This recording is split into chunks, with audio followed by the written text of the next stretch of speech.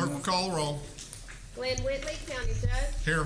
Roy Charles Brooks, Commissioner Precinct 1. Present. Devin Allen, Commissioner Precinct 2. Here. Gary Fickus, Commissioner Precinct 3. Here. J.D. Johnson, Commissioner Precinct 4. Here. Constitutes a quorum. Thank you. Our invocation today will be delivered by Pastor Darius Johnson from Christ Church, Fort Worth. Thank you very much for coming out today.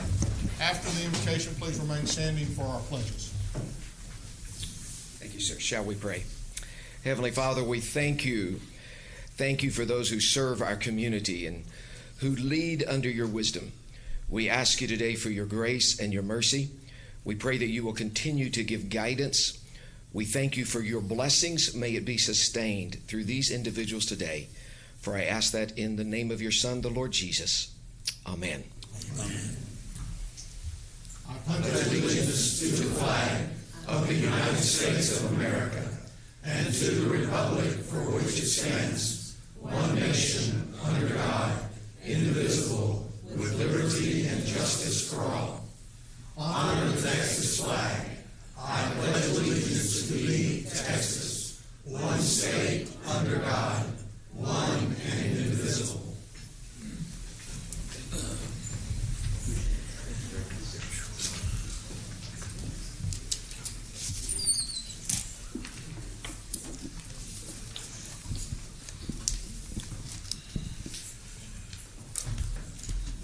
Members of the Court, we have several announcements as it relates to the agenda this morning. The first announcement is under the Human Resources section. This would be 8H3.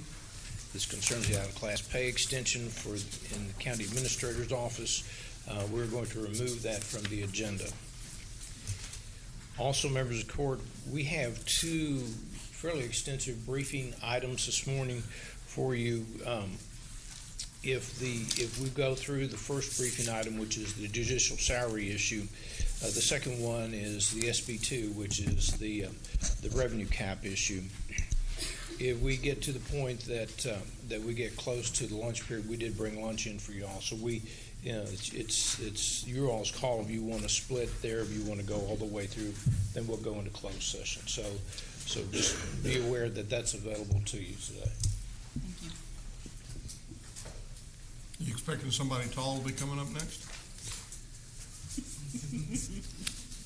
Russell Word. There. Yeah. Yes, sir. Court members, you have before you the minutes of our regular meeting of July the 9th. Move approval. Second. We have a motion and a second. Any discussion? Please vote. Motion passes unanimously. We have Commissioner Allen, I believe you have a resolution. Yes, I do.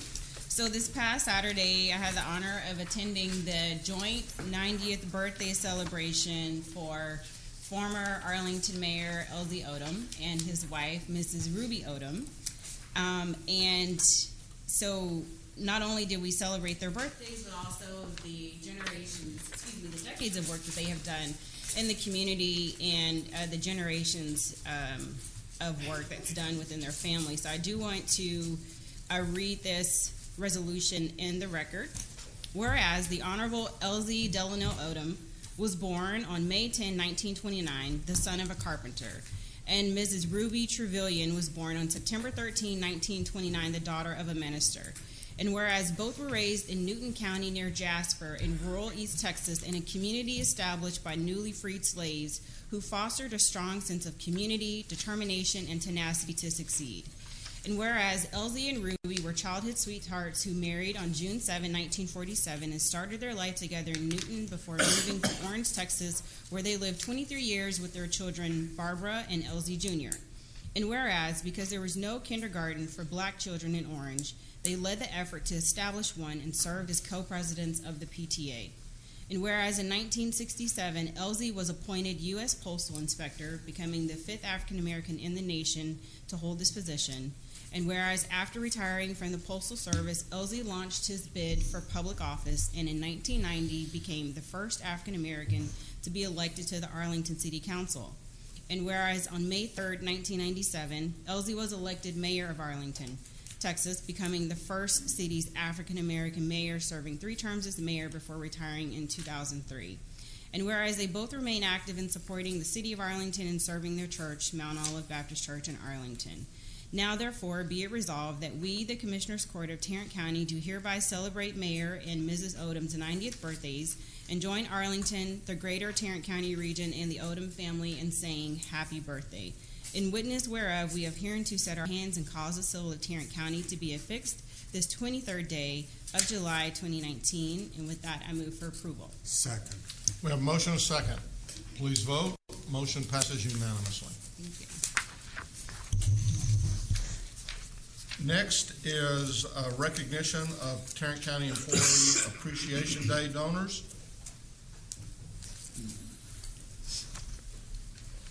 Good morning. Good morning. Morning. I'm sorry, I'm not tall. Sorry, Russell. Even in my heels, I'm still not tall. So, well, good morning, Judge and Commissioners. Thank you very much for letting me come before you guys this morning. On May 7th, we celebrated the 31st Annual Employee Appreciation Day. So, or can you believe 37. I said it's 31. This is why I should have my glasses on, and I should have bigger font down here. So, but 31 years we've been hosting Employee Appreciation Day here at the Administration Building.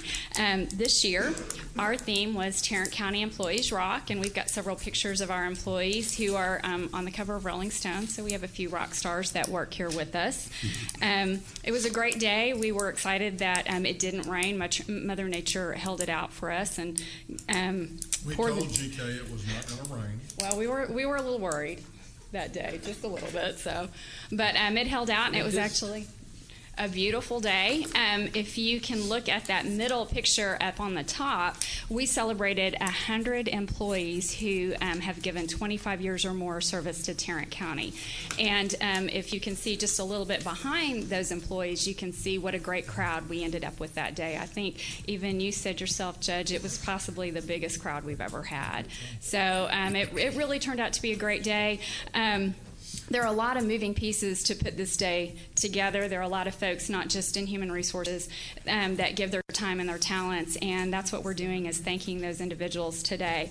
The Sheriff's Department came out and popped popcorn. We had emergency management and public health. They had a booth. Master Gardeners had their annual plant sale, and we even had a wellness fair on the lawn. So we had a lot of activities for our employees. But I can't stand up here and not say thank you to my coworkers in human resources. They have such a volunteer spirit, and they get out there and really help out with the planning and help out with that day. And I do also have to say thank you to David Phillips and the men and women that work in facilities management and support services. They do most of the heavy lifting by putting together the stage and the sound system and getting those chairs done. Couldn't do the job without them. So we are very blessed and thankful for those departments who stepped up and really helped us out that day. But finally, there are three organizations that without their generosity and without their support, we really wouldn't have Employee Appreciation Day. First of all, Bob Austin with 5 Star Correctional Services. He provides us with cakes and cookies and ice cream, not only for the downtown Appreciation Day, he also provides it for the outlying areas as well. So he gets that to those folks so they can have those goodies as well. And then Casey Cowan with Leisure Foods. Always a pleasure to work with her. She's great. She provides us with the hot dogs for the day, and I think we served possibly close to 1,900 hot dogs. So she and her crew had, they were cooking hard that day. So, and then finally, Lily Newfarmer and Melissa Burleson with Tarrant County's Credit Union. They have, I think, for about 24 years underwritten this event. And we are so thankful for their partnership and all that they do for our projects here at Tarrant County. And I would like to invite Lily and Melissa up to the podium, and we do have a little token of appreciation for them. So thank you all very much for letting us come up and have this special day. And we appreciate all that you guys do for us as well. So here we are. I'm going to get Elliot. Can I say a few words? Yes, you can always say a few words. All right. I feel like I still have to always ask. Good morning, Judge and Commissioner. So happy to see you all this morning. Thank you for the recognition. As always, we are always, happy to play any role in celebrating the hardworking employees of Tarrant County. We were chartered over 60 years ago to specifically serve the employees of Tarrant County. We're happy to continue to do so.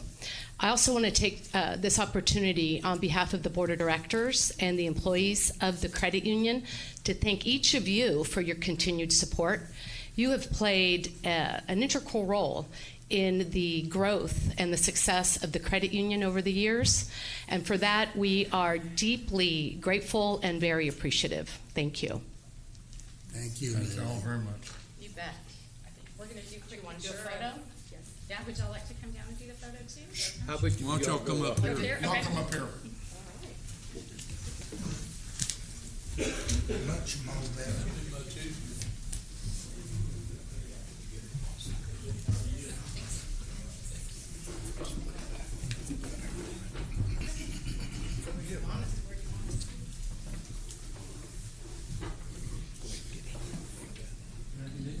Take this out the back door. On three. 1, 2, 3. Well, hold up. Uh-oh. Go ahead and show, that's your camera. It doesn't have a flash. Here we go. All right, we're good. Sorry. It ain't gonna flash. Does he work for you? On 3. 1, 2, 3. Do another one. 1, 2, 3. And one more. 1, 2, 3. Great. Very nice. Thank you all. Thank you. Thank you.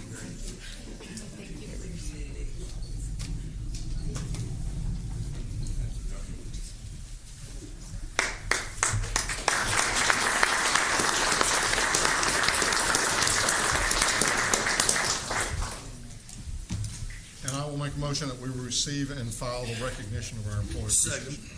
We have a motion second. Please vote. Motion passes unanimously. Board members, you have before you the consent agenda. Move approval. Second. We have a motion second to approve the consent agenda. Please vote. Motion passes unanimously.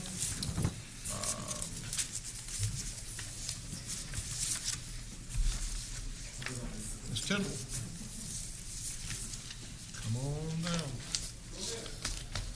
Good morning. We have one item for the court this morning, and that is we're requesting that you approve the release of the $15 million of collateral that's outlined in your court communique. Move for approval. Second. We have a motion second. Any discussion? Please vote. Motion passes unanimously. Helen. Travis.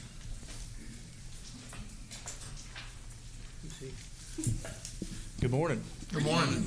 We have one item, one claim for y'all to approve today that the Risk Management Board recommends to Mr. Humphrey for the amount in the court communication. Move approval. Second. We have a motion second. Any discussion? Please vote. Motion passes unanimously. Thank you. Mr. Garcia.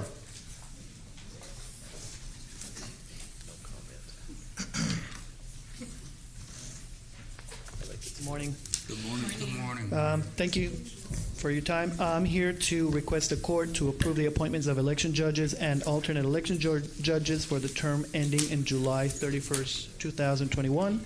As required by law, these lists are compiled by names submitted by the political parties to our office. That's all I've got today. Move approval. Second. We have a motion second. Any discussion? Please vote. Motion passes unanimously. Thank you. Thanks. Mr. William? Move to receive and file personnel agenda. Second. We have a motion second to receive and file the personnel agenda. Any discussion? Please vote. Motion passes unanimously. Thank you and good morning. Good morning. The next two items that we have are out-of-class pay extensions. The first one is for the Budget and Risk Management Department, the details of which are outlined in your court communique. We are requesting, our budget is requesting this extension through the end of October. The cost to the general fund will be offset by salary savings. Move approval. Second. We have a motion and a second. Any discussion? Please vote. Motion passes unanimously. Again, the next item, as I mentioned, is another request for an out-of-class pay extension, this time for pretrial services. You've seen this one a couple of times. There are actually two requests rolled up into this one, the details of which are outlined in your communique. If approved, this extension will take us through September. Just like the prior one, the cost to the general fund will be offset by salary savings. Move approval. Second. We have a motion and a second. Any discussion? Please vote. Motion passes unanimously. Our next item, we're asking for a waiver of terminal benefits for the purchasing department. Mr. Beecham is requesting a waiver of 240 vacation hours effective July the 29th. This will allow him to replace a senior buyer who retired recently. He needs assistance with their end of fiscal year purchasing activities. There is a net cost for this request to the general fund, and that's approximately $6,600. Move approval. Second. We have a motion and a second. Any discussion? Please vote. Motion passes unanimously. And our final item, I'll ask Ms. Ramnaran to step forward and discuss it with court.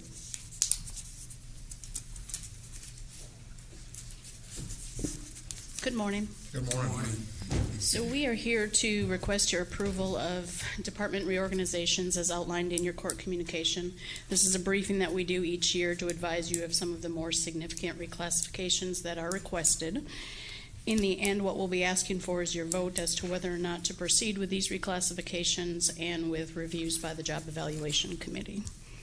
So I'm going to outline these relatively briefly. If you have questions, of course, please stop me. Otherwise, we'll just move forward through them. I'm going to group the first two departments together. They're similar requests. So for the county clerk's office and the district clerk's office, what we're looking for are reclassifications in the county clerk's case of grade 16 court clerk positions, and in the district clerk's case, also that same group of grade 16 court clerks. It also includes several grade 17 court clerk positions, as well as positions in their accounting department. So what they're looking for, both departments really, is a solution to a turnover and retention problem that they've been having, both within Tarrant County and outside of Tarrant County. So they have several employees that have left for other positions within the county, also outside of the county. So these positions have been subjected to multiple changes, whether it's in technology or legislation over the past 20-something years and a variety of years since they've last been evaluated. So they're looking for a review and update of those position descriptions. If there's no question on that group, I'll move on. Yes. As you talk about, there's been a lot of turnover. What percentage turnover are we looking at? I'll talk about year-to-date turnover. Of course, we've got a few months left in the year. Okay, so you're going to talk about that in a minute. No, right now. Okay. Year-to-date with the county clerk, we're talking about 20% outside of their department. That doesn't include internal turnover. They would add probably another 8% or so. So overall, 28. Outside of the department, about 20%. In the district clerk's office this year, we're talking about 10%. Also, if you add within the department, that would probably increase it another 7 or 8%, so at about 17% for that department. Generally, our turnover on average for the county is about 10%, so it is a bit higher than average. Okay. Any other questions about that group? If not, we'll move on to facilities management. This is really kind of a true reorganization as opposed to a group of reclasses. This group in support services is looking to create a manager position similar to what we see in the building operations section. There's typically an operations manager with several supervisors under that, and then several employees that report to those supervisors. So what we're looking at here is creating the support services manager position that would lead the division, the support services division. There would be several levels of support service technicians that report to that, including the support service tech 3s who actually are supervisors. Do you have an org chart? I don't have one with me, but I can get one for you. But in facilities management, it's not any, there are no new employees. This is just reclassification of existing employees. That's correct.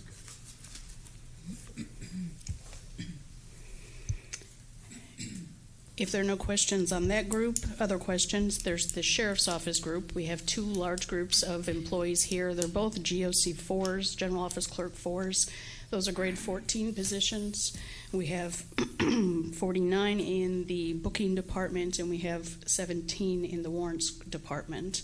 So this 49 or 41? 41 on the report. I apologize. That should have been corrected. It's actually 49, so a little bit higher than that. I'll make sure we get that corrected. The positions right now fall under a general description for all general office clerk 4s within the sheriff's office, whether they work in booking, whether they work in warrants, any other department in the department, any other division within the department. So what we're looking at is a description that really doesn't cover any of those positions adequately. What we're doing is looking also there at changes in legislation, in technology, that are requiring these positions to do additional work and different types of work that would require job evaluation committee review. So what is the minimum and maximum for grade 14?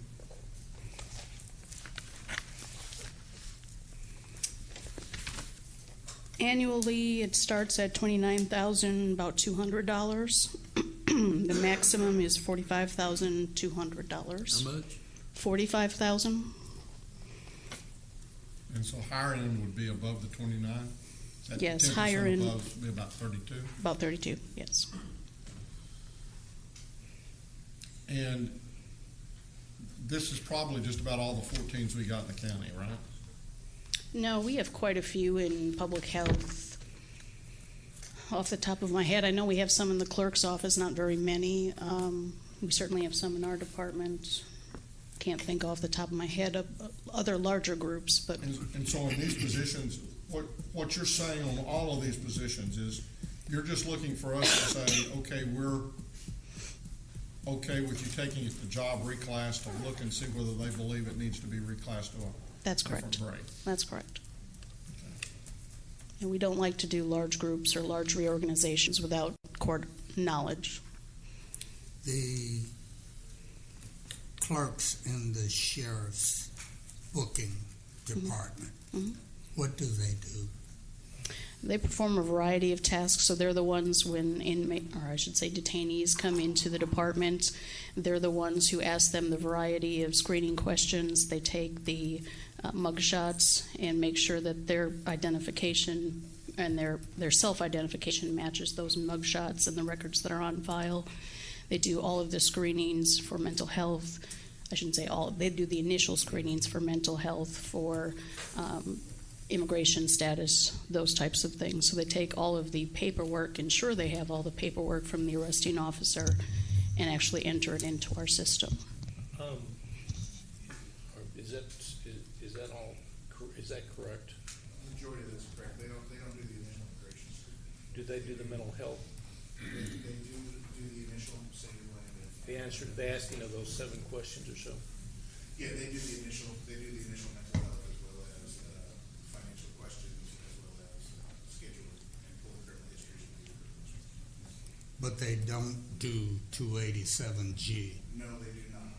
Completely separate area, and they're not. That's not staffed by clerks. They ask some citizenship questions, but no, they don't do the full 287G screening. And I would clarify, those citizen questions they're asking are the ones required by law for input into the facility. Thank you. Any other questions? Just for my education, so after they go to the job evaluation committee, what's the next step?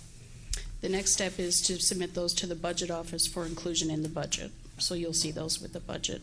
You won't see them in budget hearings. At this point, it's too late, but you will see them in the final budget. And so if these were to be reclassed, am I reading this that we would be talking about $770,000. Yep. To the requested grades, that's correct. Okay.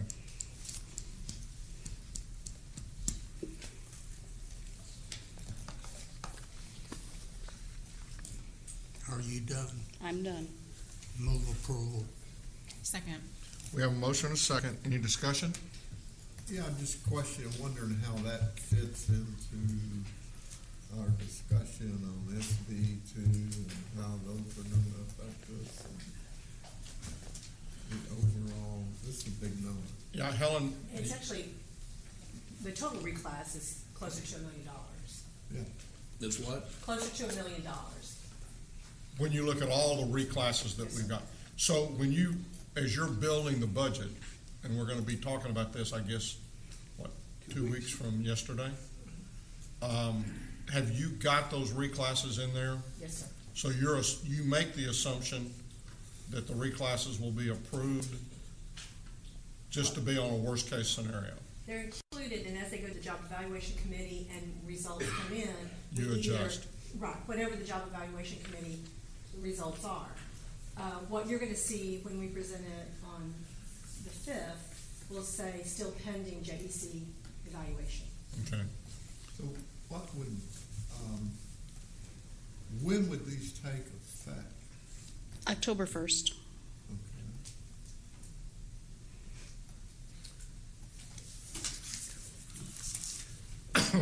Any other questions? Please vote. Motion passes unanimously. Thank you. Thank you.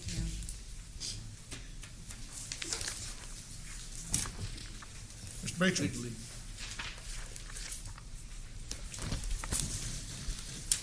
Good morning. Good morning. Your Honor, other members of the court, we have 6 items for your consideration this morning. Our first item is a bid award recommendation for bid 2019-111, signing a contract for repair and preventive maintenance of our commercial kitchen equipment. Recommendation be to award a per enterprise basis, hourly labor rate, and markup on parts, awarding to Smart Care Equipment Solutions. Move approval. Second. We have motion and second. Any discussion? Please vote. Motion passes unanimously. Item number 2, also a bid award recommendation for bid 2019-122, submit for exterior wall remediation at the Tim Curry Criminal Justice Center. Recommendation be to award the low bidder Frontier Waterproofing, amount of $2,208,447. If approved, seeking contract approval, acceptance of the payment, and the performance bond. We're getting seepage through the brick. Sir? We're getting seepage through the brick. Mike? That I don't know, but he does.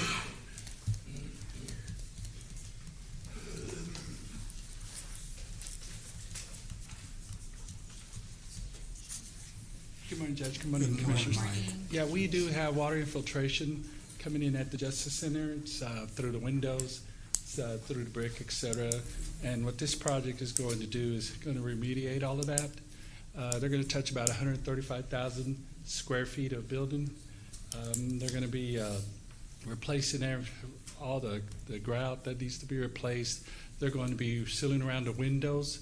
They'll be replacing the cast stone that needs repaired or replacement, and it's going to be about a 420-day project, approximately 18 months. But when we walk away from it, the building should be good for about another 25 to 30 years. How old's the building? Is it 40 years old? 1990? No, it's not 40 years old. 1990, I believe. Okay, so 30 years old. Yes. Okay, now, I guess the only question I've got is I know that we are looking at, or at least at some point, we're going to be looking at doing some remodeling possibly within that building. That's correct. Are we going to be doing anything that then later on, as we're doing the construction inside, that we're going to, is there any reason why we should wait and do it all at the same time? No, Judge, what's happening right now is we're trying to protect the exterior skin. Everybody's familiar with the criminal justice building where we have to do a study every 2 years on that skin because it's deteriorating, it's kind of separating from the building, and we're trying to make sure that doesn't happen at the justice. Talking about the old criminal justice. That's correct, the criminal justice 200 Belknap building. And so with the leaks we're already having, the water penetration we're already having, we just feel like it's best before we do any renovations and start spending money in the interior of the building that we take care of the outer skin to prevent any damage once we start spending money inside the building. So you think this will take care of all the exterior issues with that building, and we won't be overriding it when we start doing the remodeling inside? That's correct. It's only going to touch the exterior skin from the street level all the way up to the top. Move approval. Second. We have a motion and a second. Any other discussion? Please vote. Motion passes unanimously. Thank you. Thank you. If we can go to item number 3, please, which is also a bid award recommendation for bid 2019-174, bid for the Green Bay Facility Security Fencing Upgrade Project. Recommendation be to award to the low bidder, Swift Corporation, the amount of $110,000. Again, if approval, seeking contract approval is acceptance of the payment and the performance bond. Move approval. Second. We have a motion, second. When you say upgrading, what are we adding, and have we had issues? I'll have to defer to Mike. This is security fencing that will include areas around where the employees park. They were having issues with employee parking and vandalism, potential vandalism on their vehicles. So this would put the employee vehicles into a secure area. Any other discussion? Move approval. I think we've already got. Do we have a motion? Okay. Please vote. Motion passes unanimously. Item number 4, another bid award recommendation for bid 2019-181 is signed a contract for emergency vehicle equipment and supplies. Recommendation would be to award a discount from list price, awarding to the primary, secondary, and alternate vendors as shown in your court communique. Move for approval. Second. We have a motion and a second. Any discussion? Please vote. Motion passes unanimously. Item number 5, also a bid award recommendation for bid 2019-186. This is a bid for the pool heater replacement for the Resource Connection swimming pool. Recommendation be to award the low bidder Infinity Contractors International, amount of $54,543. Once again, we're seeking contract approval, acceptance of the payment bond. Move approval. Second. This comes out of their fund out there. Yes, sir. Any other discussion? Please vote. Motion passes unanimously. Our last item, number 6, also a bid award recommendation for bid 2019-187, signing a contract for the rental of tables and chairs for elections administration. Recommendation be to award on a per unit price basis, awarding to Business Interiors. Move approval. Second. We have a motion and a second. Any discussion? Please vote. Motion passes unanimously. Thank you. Jack. Mr. Skinner?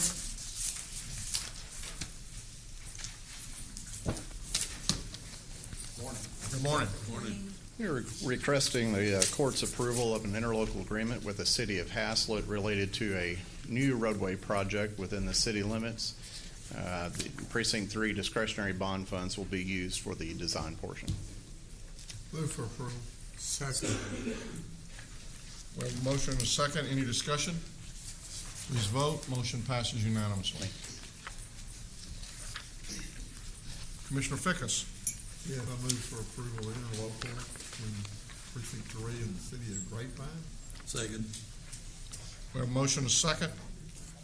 Any discussion? Please vote. Motion passes unanimously.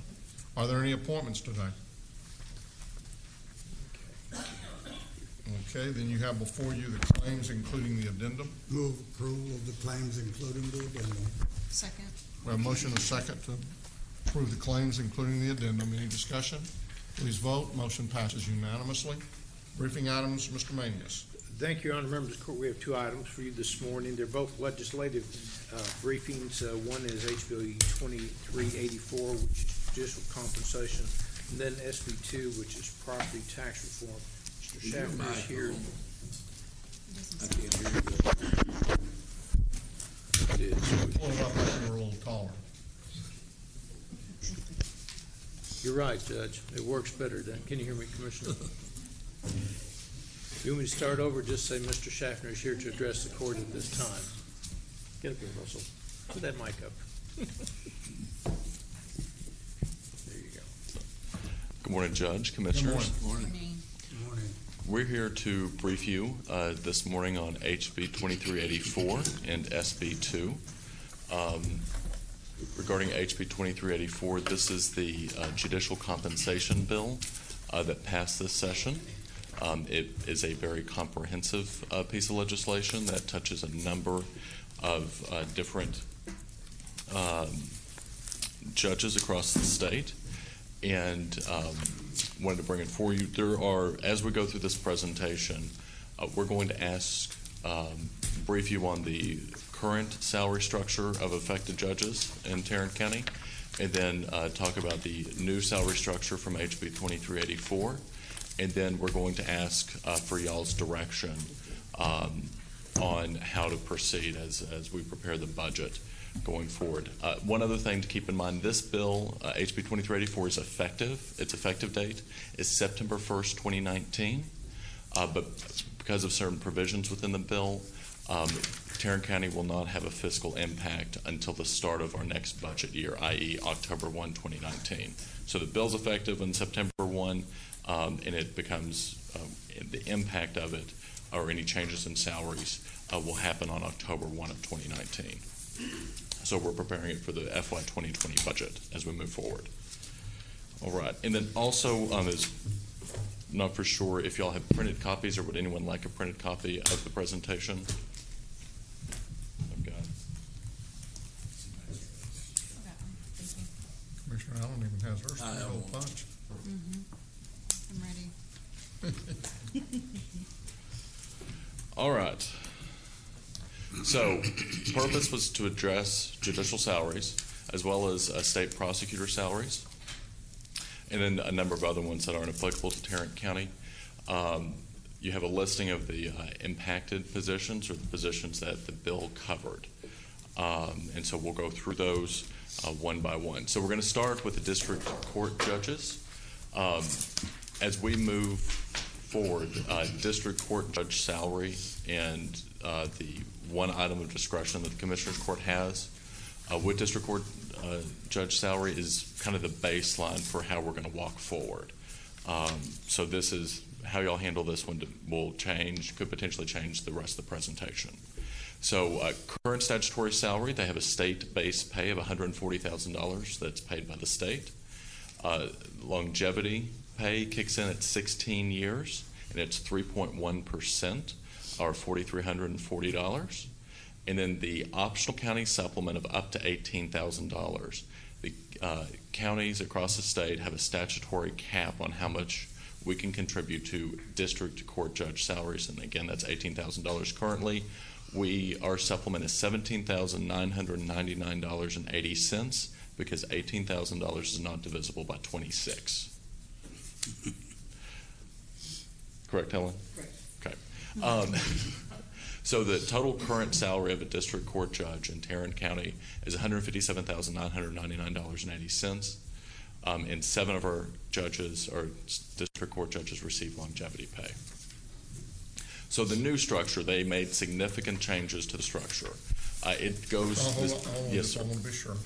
So what you're saying is, right now, the max salary that a district judge is making is the $157,999.80. Yes, sir. Okay. Plus the supplement if they're eligible. Yes, if they're eligible, plus the supplement. The longevity pay. Correct. Which is paid by the state. So right now, that longevity pay is being paid by state, and how much is that? $4,340. So that hasn't changed, or it's no. This is current. This is the current. So with yes, that, sir. then currently our district judges are making somewhere around 162. Yes, sir. Yes, the ones that have 16 years plus service, 16 years or more service. And we have 7 of those. Yes, sir. Okay. All right. So the bill HB 2384. So the state base salary of $140,000 is the same. However, they started a tenure-based pay structure. So if you serve 0 to 4 years, you get the $140,000 state base. But at 5 to 8 years, it's $154. 9 to 12 is $168, and 12 plus is $176. And regarding the 12 plus years, what the difference between the 9 to 12 tenure of $168 and the 12 plus is a 5% longevity pay, which happens at 12 years. So they took it from 16 years and moved it back to 12, and then they upped it from 3.1% to 5%. And that longevity is about $8,400. The optional county supplement stayed the same of up to $18,000. So what you see on the screen, minus the optional county supplement, that's what we pay. But the rest of it is what the state pays. So our impact is, the county's impact is up to $18,000 for the county supplement. So these salary amounts in years, those are paid by the state? Yes, sir. For the district court judges. For the district court judges. Yes, sir. And we cannot pay any more than an $18,000 supplement Correct. to the district judges. Correct. So in situations, none of the district judges will take a pay cut as long as we continue the supplement of 18,000. Yes, sir. Okay. Well, the 18,000 is on top of this salary structure. And they're at 157. 158. We're using round numbers. 158,000 now. If you go to the next slide. So none of them would take a pay cut, whether we give the supplement or not. Well, I guess the 0 to 4 years group would. So on the next slide, this shows total compensation if you have the state-based pay and you add in the maximum county supplement. And then again, just to note, because I'm just trying to track with longevity because it's a decision as we move forward, on 12 plus years, the longevity pay would bumps them up to the 194,400. But even in this scenario, the county's exposure is maximum of 18,000 per. Yes, sir. Okay. 18,000. So policy question number 1. This is regarding district court judges. Does the Commissioners Court continue to authorize the $17,999.80 county supplement from county funds for district court judges? So this is the first of the policy questions that we're going to ask y'all. So it's a maximum of 18,000. We're currently funding it at 17.9, and asking for direction on if y'all want to continue doing that.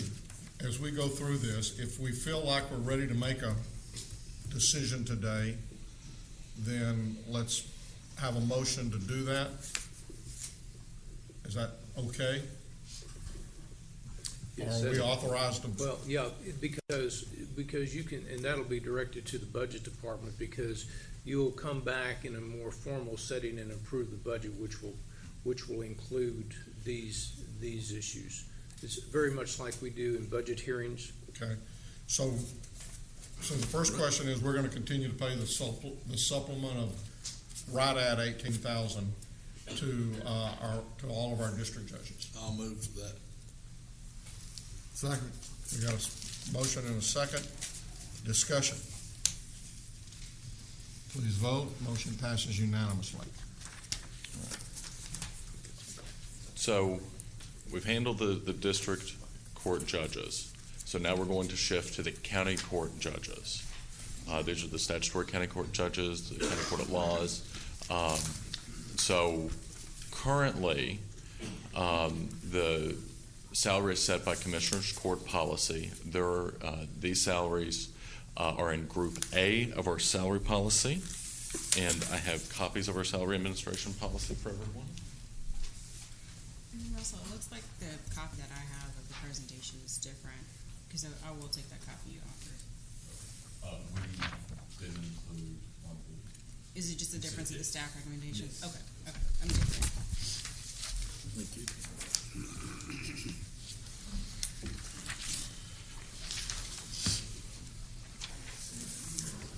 So, the elected official salary administration policy, the county court judges are part of Group A, along with the commissioners, the county clerk, district clerk, and others. So that, and again, the Commissioners Court sets the salary for the county court judges. The current salary is $177,656.44. The state reimburses 60% of the state-based salary, or $84,000 For the judges, for the judges. not for county tax. Correct. These are only for the county court judges. Right. So yes, for the And county probate judges. not for probate judges, only county court judges. So we're going to deal with Okay, probate so- separately. okay, Yes. Okay, I understand what you're saying. So from what I'm seeing here, I don't know how far back.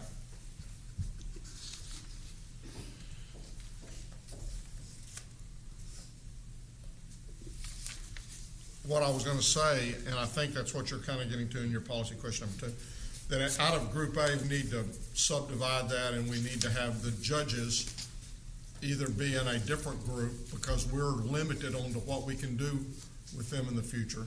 And then the county clerk, district clerk, tax assessor, collector, and the county commissioners need to be in a separate group. Yes, sir. That's one option for what y'all. That's one policy option that y'all need to look at. And are you going to ask us for that policy option at some point?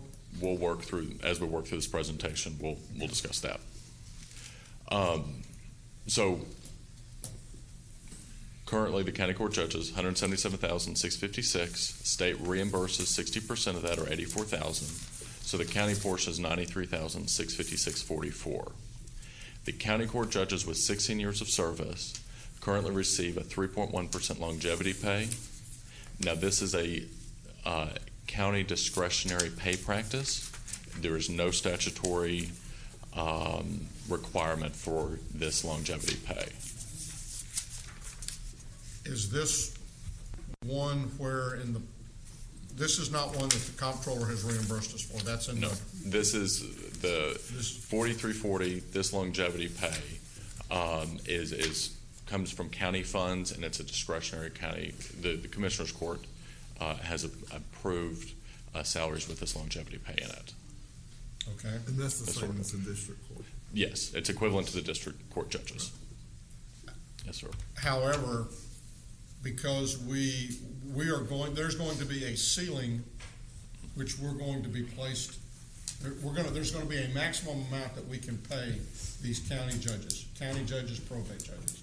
So whether we pay it in the form of a supplement or whether we pay it for longevity, I think the decision is going to be, are we going to, as we have done in the past and said, all of our county judges from the first one to the last one are making the same money? So on the next slide, slide 13, this is the new structure based on HB 2384. Mine says slide 8, so don't get too carried away I'm sorry. with that. Oh, I apologize. So there is a minimum base salary by tenure, and this is important to understand as we move forward. Based on tenure, HB 2384 mandates a base salary for the county court judges. And then there is a maximum salary, and it is regardless of tenure. So as an example, for a new judge that has just been elected, so it has more or less 0 years of service, the minimum is $157,000, the maximum is $193,000. If you have 9 years of service on the bench, your minimum is $185,000, but your maximum is still $193,400. So the maximum stays the same across the tenures, but the minimums increase in line with the district. It's $1,000 less than the district judge salary with comparable years of service, is how the minimum is set out in the bill. Within this slide, it includes the $18,000 county supplement, because that has to be added into this. And then just as to call this out That's included in the minimum? Yes, sir. Yes, sir. So the $18,000 county supplement is included in the minimum. And then regarding the 12-plus years of service minimum, on the chart we followed OCA's guidance, the Office of Court Administration, their guidance, which shows 185. There are alternative interpretations of the bill that state that at the 12-plus years, your minimum and your maximum are the same, of $193,400. So just as kind of an FYI, I wanted to make sure and disclose that to the court. But this is the salary structure as far as minimums and then your maximum, the $193,400. Within the minimum and the maximum, the court has discretion to set the salary at whatever level you all would like to. That is at y'all's discretion. But to get to their current salary level, we've got to increase the amount of the supplement. So to get to their current salary level, the Commissioner's Court is able to just set that salary at the current level or even above that current level. Roy, What I I'm don't saying think. is that the money comes out of our pocket. not Yes, the sir. state's. Well, no, the Yes, sir. state is still paying the 60%. They pay the 60% of the base 60% of the state base at the 140. of the 140, and so they're not going to pay any more regardless for them. So of the 177, the state has been paying 84. So they're not changing, and so any additional increase above the 177 will be paid for 100% by the county, just as it would have been had they not done anything. And 60% of the base, so every time you step up. it's just the 140 base. It is, yes, and just to clarify, it is just the 60% that the state pays for county court judges is just off the state base salary as laid out in statute, which is currently $140,000. Now, I guess just as a general reminder, there's 3 or 4 counties, there's probably several counties in the state who have paid their county judges more than what their district judges were being paid, because we were able to give them the same increase that we were able to give to our other elected officials. And we said to the district judges, if we could help you, we could help you, but they prevented that several sessions ago. And we hoped, and it's worked twice, that we could encourage the state to pay the district judges more by the fact that we had county judges that were making more than the district judges. And that has succeeded twice before, but this time what they said is we're going to fix that, because we're going to put a ceiling on what the county judges can be paid, and they will never be paid more than $1,000 less than the district judges are making, the maximum district judge. And so I expect that it will be a long time in coming before the district judges see an increase to that base. And as a result of that, again, last time they got a raise, it was probably, any guesses? Was it 10 years ago? The district judges? Yeah. No, they got one. Right. 2013? 2013. Yeah. So it was about, I guess, 5-6 years ago. So, I would like for us to consider going ahead and moving the county judges up to the 193.4, which is the maximum that we'll be allowed to get them to until such time as the base changes. And the reason I say go ahead and do that, they're at 177 now. If we had just given them the 3% that we've given for as long as I've been here, then it'll take them 3 years to get up to the 193.4, and then they're likely not to get another raise for 3, 4, 5. I think it's going to be longer, because now they've got a base and they're going to be raising the district judges. But if we raise them to 193.4, we won't be considering. We won't be able to do anything with them. We can't do anything for them, but at least we were able to get them to the 193.4 as quickly as we could. So we're prevented from them participating, the county judges. That's what we're talking about? Yeah, we're just talking about the county judges. Prevented from them participating in the 3%. That's what I just asked. Yeah, exactly. Okay. This will be the maximum, and we can't give them any additional amount after we get up to the 193.4 until such time as the state reevaluates the base on that deal. So does this include probate judges? Yes. And let me make a quick clarification, sir. Our current policy does include probate judges, to where our county court judges and our probate judges are included. Because the bill deals with them separately in separate sections of the bill, we divided them out. Y'all are free, because y'all set both salaries at y'all's discretion. And the table is for probate judges is just like this, except the minimums are equivalent to the district court judges. So the minimums are $1,000 more, but the maximum is the same, the 193,400 for probate judges. If y'all like to deal with them, work on a policy with them together, that's fine. We broke them out in the presentation as separate because the bill dealt with them separately, but it's again up to y'all's discretion. I would move that we adopt the maximum for county court judges, including the probate court judges. I'll second that, but let me ask, has anybody put a figure on how much money this is going to cost us? Yes, sir. Oh, I'm sorry, go ahead. Including the probate judges. To increase all county court judges as well as probate court judges' salaries to the $193,400, the county would increase. It would cost the county $201,404. Now, let me ask this: that 201 includes some amount that we would have given them had we just given them the 3%, correct? Yes, sir. That's correct. And so that would just about cut that number in half. How so? Well, if you take 3% of 177,000, you're going to be right at probably 2,200. And by doing it, just a second, how many we got? Well, you said it would take 3 years for them to max out, so it ought to be a third. Probably a third of them. Okay, that's probably right. Approximately.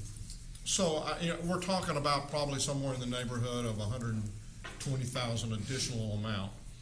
And again, I think in the long run we're going to end up doing that. We're going to get there anyway. Yeah. So we have a motion second. The one thing I want to make sure that, at least from my standpoint, we're talking about the judges that are here right now. And I want to talk a little bit differently about future down the road, but for all the judges that we've got here right now, then that's what, and we may decide to do that in the future too, but I think you're going to bring this up again in a little bit. We'll get there very shortly. Any other discussion about this particular one? Yeah, can we repeat the motion? That we adopt the maximum, the 193.4, for all county court judges, including the probate court judges. Current ones. Current ones. Okay. Right. And the rationale, again, is because in 3 years they would be at the max anyway. And they're going to be frozen. And we've done this, historically we have done this because we know for the district judges, we did that, and we took the county court up. And then in the past, when we knew we were going to be able to give them the 3 above, we didn't change them until the 3 above got above where we put them to. But we're not going to have a chance to change them this time. We're going to take them to the 193.4, and they're going to be there until the legislature makes a decision to readjust again. Okay. All right. That makes sense to me. Judge, before y'all vote, if I can add one item into this, because you're taking them to the max, the 193,400, longevity pay, whether that's at the 3.1% or if y'all wanted to do a different structure of that, all longevity pay is canceled. Correct. So you're taking them to max compensation of 193,400, and it's 193,400. Right. So longevity policy and all would go away. Part of the motion. Yes. Okay. So I just wanted to make sure and clarify. Okay. Please vote. Motion passes unanimously. All right. Well, I'm going to skip across a few slides. Okay. Well, let's still go ahead and do it with this one. The future county court judges. So y'all have voted for the current county court and probate judges, that they would be at the 193,400 salary level. For future ones, and these would be for the county court judges that are appointed or elected after October 1 of 2019. How would y'all like to handle that? Their salary structure. We have a staff recommendation on the slide of new county court judges follow the tenure-based scale beginning at minimum compensation of 157, just as a starting point discussion for the court. But wanted to get your feedback over how we handle this. And as part of this, since these are for the new county court judges, this is where what Judge Whitley was mentioning regarding the salary administration policy. Does the court want to break out the county court judges and probate court judges into a separate item, which would be, I believe, a Group E, which would be the judicial salaries. And how would y'all like that? So for current ones, we have that issue resolved. But for new county court and new probate judges, how would y'all like to handle that? So it's moving forward, and then how do we handle the salary administration policy issue? So those are the items before you. We'd made the statement we didn't want to reduce anybody, and we've done that. And in fact, we've moved them up to maximum. Now we're bringing in brand new judges or appointed judges. If they're a district judge, they're going to be limited to 158. Yes, sir. And I don't think it would be right to bring a county judge in at 193.4, a brand new county judge in.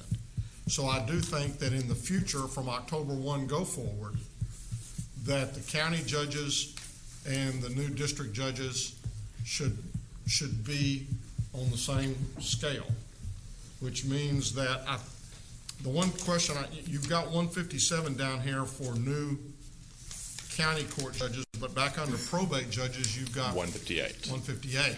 That's in the difference of the bill. There's $1,000 difference between the two salaries as outlined in the bill. So the county court judges are at 157 minimum.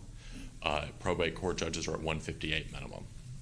But my question is, if we decided we wanted to put all the county judges on the same pay scale, so the probates would be just $1,000 less? No, you're telling me probates the would be minimum. $1,000 more than the county court judges.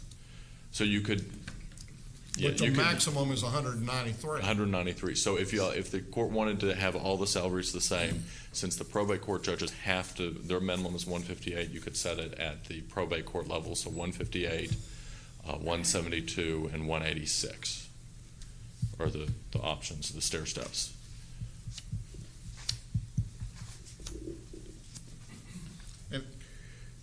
Because what happens, if there will be times then when we may have someone who served 8 years as a district judge, and for some reason they didn't seek re-election. And then afterwards a county judge position came open, and they were either elected or appointed to that position. Longevity aspects that they can carry over the longevity that they created as a district judge into either probate or county judge. Those years count also. I think my preference would be just to put it on the same level as the district judges, less than $1,000. Give them credit for any judicial service prior to the appointment. Yeah, and it wouldn't be less than $1,000 because you would want to raise the entry into $1,000 more. That way you'll have the probate judges and you'll have the county court judges the same. But we can't pay the county court judges 158. Yes, sir. And you can pay them anything above 157 to 193. I thought if we're going to, okay, you're saying just raise the minimum for so if the court wants to keep the county court judges and the probate court judges the same, so and handle their salary policy the same, just raise the county court judges from 157 to 158 so you're raising them to the minimum of the probate court judges so you can keep them the same. So we're going to adopt the tier, but we're not going to adopt the $1,000 less until we get the maximum amount, and then we have to. Yes, sir. We have no choice. And why it has to be the tiered structure is like Mr. Maney has pointed out. If you have a judge that had previous service on the bench and is then appointed or elected to a position, a county court or probate court position, their tenure, their time served will carry over. And so if they have 8 years on the bench, they need to be in the 8-year bracket. So your minimums have to follow that minimum salary structure, which would be, for what we're talking about, would be the probate court judge's minimum salary structure. Right. So this is, yes, sir. In order to have them all the same, we'd have to adopt the probate court judge's new salary structure for all county judges. I think that's correct. Yes, sir. Yes, sir, 100% correct. And so with the minimum salary structure that we're putting out, not to complicate the issue any further, but to complicate it, the question is then do the salaries increase based on how the other elected officials of the county, which is the 3% a year, or do you wait the 4 years until they receive the years of service and then jump up to the next tier? Y'all have discretion over how y'all would like to do that. I apologize, Commissioner. Please, Here's one of the arguments that has been made by some of the district judges, and I'm not going to, no names, I'm not naming any names, but that because of the benefits and the structure, it has really become more advantageous to be in the county system, or it had been up until this point, because of our pension, because of our benefits. It's better to be on the county side of this deal. And this is where some county judges might argue a little bit with some of the district judges, but there is the argument that your district judges are hearing the more, I'm going to say this, harsh type cases. The criminal, whether it be the felonies, capital murder, and then on the civil side, it's the larger civil cases. And that the way we've set this system up already basically encourages people to run for the county, and it discourages them to run from the district. Now, I don't think the public out there has a clue one way or another as to whether they're running, what kind of cases they're hearing. But that's the argument. If we give the 3% every year, what that's going to do is that's going to further encourage them to run for the county than run for the district. It'll throw the salary structure out of whack during the intervening years between the steps. Well, and it means that those county judges are going to get more money because it's going to be 3 times that they would have gotten the 3% before they get to the... I think that's what I said. I think it is.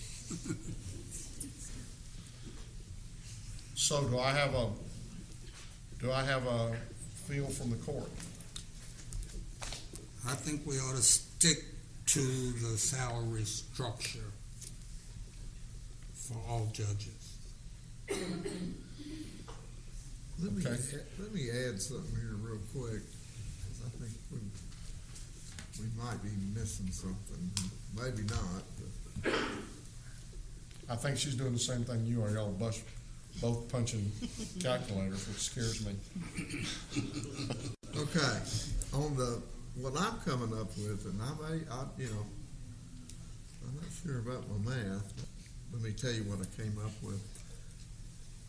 If we paid the county judges the $193,400 over 3 years period from their base of $177,656, that's $47,232. $47,230 something dollars. If we gave them a 3% raise every year for 3 years, that's $32,582. So you've got about a $15,000 gap that they're getting additional, which actually then would take them to the 4th year and the 5th year. So it's not, even though they'll reach the 193,400 in 3 years, they're still ahead $15,000, which would take them up to another couple of years. And then after that, they get nothing. And they don't get longevity. And that's the unfortunate part. That's the only reason I'm suggesting that we did what we did, is because, yes, it would take 5 years at the 3% to collect everything they're gonna get. But my guess is you will not see I hope I'm wrong, but I don't think you'll see an adjustment to that base for, it was 6 years the last time, and now they feel like they've cured the problem because their pension is based off the 140. And I don't think they'll change the 140 because it means that affects their pension. Why wouldn't those greedy people do that? Because that's been the only reason why they've not done it in the past. So I mean, I don't have any, I know that they're getting that, and I, like you, I think after about 2 years, they're there. Now, were you keep punching in the same thing over there? I was. It didn't answer my question. Okay, what's your question? I don't know yet. Oh, and I can't help you answer it. Will you repeat where we are right now and what's the policy question? Okay, so we are before the court is the policy question over how you all would like to handle judges, county court judges, and probate court judges that will be new, that will be appointed or elected after October 1, 2019. How you all would like to handle their salary structure. And so you didn't make a motion, but you made a recommendation. Yeah, I will make a motion. Well, why would we handle them any differently than we do all other elected officials? That would be the base of my motion, that we treat everybody, all the judges the same. Commissioner, are you suggesting the 193,400? So if they're new, they come in at the maximum? No, we've already got that one. Don't go back. No. I'm speaking regarding the new ones. I'm just trying to flesh out Commissioner Johnson's. I think probably the 190 whatever. 193,400. So if you that all would be have the case if somebody replaced me or the judge, they'd come in at full salary, and I've been here going on 33 years. Yes, sir. So why treat judges differently? And I think it goes, go ahead. We're talking about two different things here. I think we are. We're talking about what? You're talking about for the new judges? We're only talking about new judges now. Okay, so that's what you're saying. That's what I'm saying. And so the argument, and I think you had to step out, but the argument that we're hearing from some of the district judges and from some of the ones that have been here the longest is it's become difficult sometimes to get judges to run for the district benches because the county judges are getting paid so much more.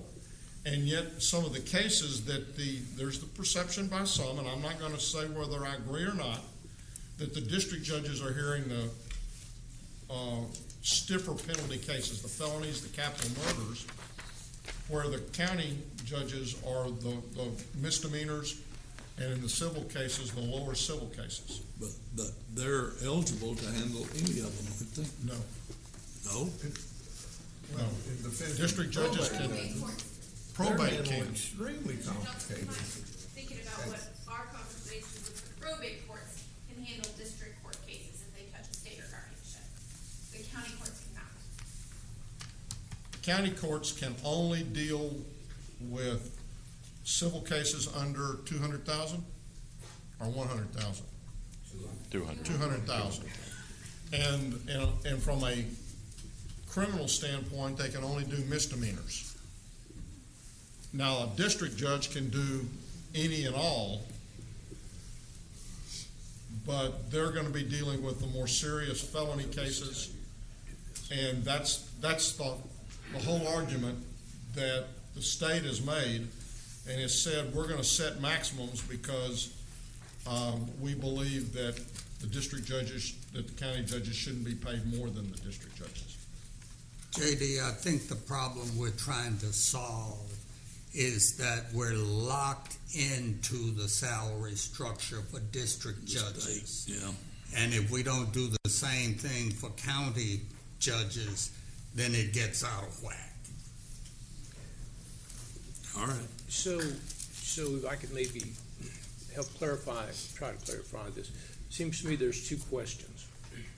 First question is, do you want to treat all county and probate judges the same, rather than those that are currently employed versus the new ones that come in or not? Do we pay them all the same or do we not? All the same. And if we all the same, then it's the 193.4. Yes. If you decide not to do that, then the question becomes, how are you going to change that structure? Are you going to tag it to the probate judge's new structure, or how are you going to handle that? Those are the two questions that you need to address. And so if we're talking about, I want to tell you what the difference is if we take the 3% and we go each year up 3% as opposed to waiting the 4 years in a different phase. A new judge, if we adjust and don't go with just the maximum pay, a new county judge would be making $158 the first year, would make $162,740 the second. The third year would make $167,622. And here, the fourth year would make $172,651. If you Is that assuming the 3%? Assuming a 3%. Which is no guarantee. Well, it hadn't been, but we haven't changed it in 22 years. We've had a couple of years. We had one year where we gave it as a flat end of the year. And we had 1 year where we didn't give anything at all. Well, the 1 year we didn't give anything at all, at the end of the year, we gave a 3% lump sum. It would be 661 versus 632. So by doing it each year, those judges are going to make $30,000 more than what the district judge that came in on the same day would have made. So that's just the difference. And I mean, again, that's the one thing we can do until the legislature meets again. And, you know, they keep figuring out a way, they think they're going to stop us from doing it, and we keep figuring out a way that they're not. Well, if we give the new county and probate judges the 193.4,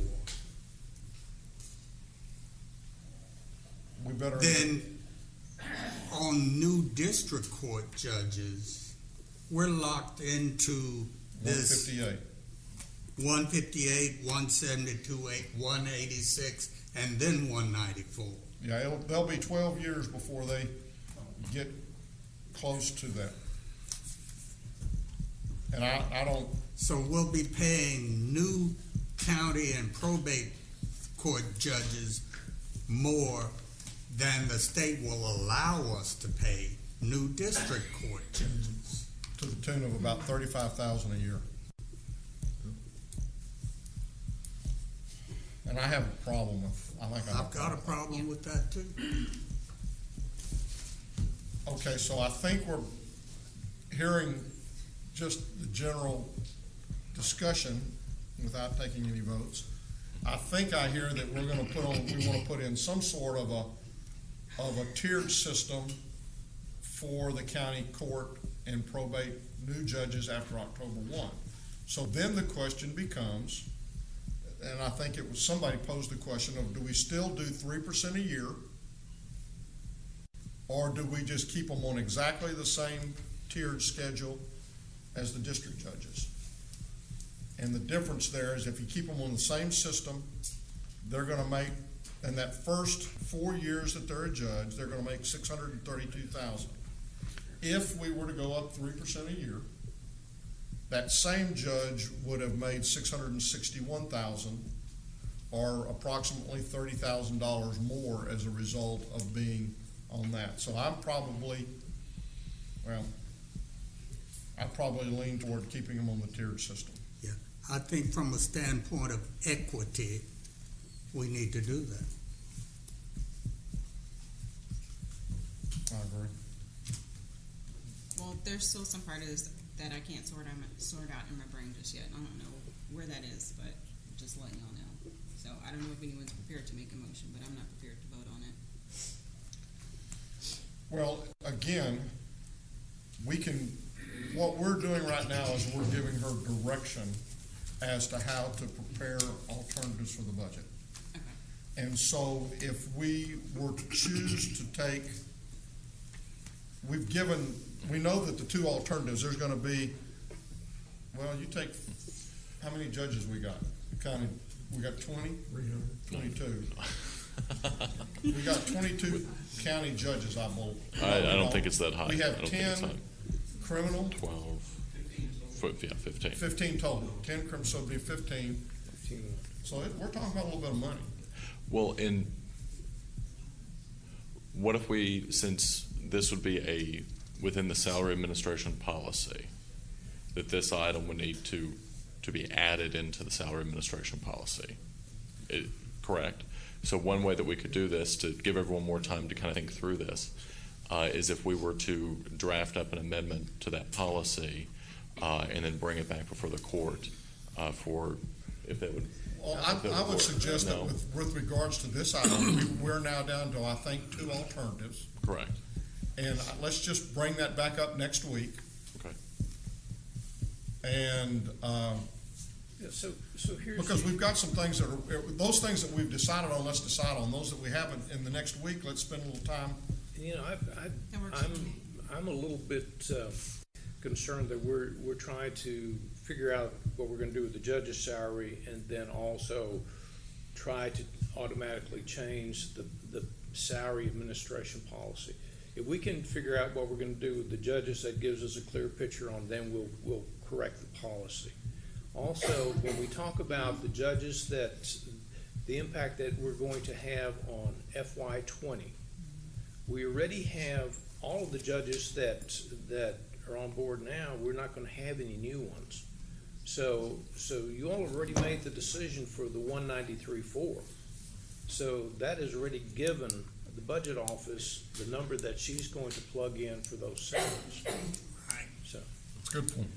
We're not going to do anything that's going to affect the budget this coming year. So this can be a future discussion. It's not something we have to set right now. And so we don't need to automatically go to the salary administration guidelines.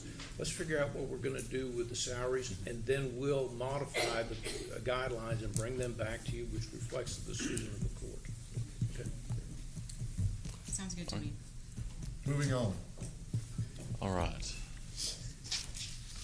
Let's see. Covered that. Okay. Criminal district attorney salary. This one is also included in HB 2384.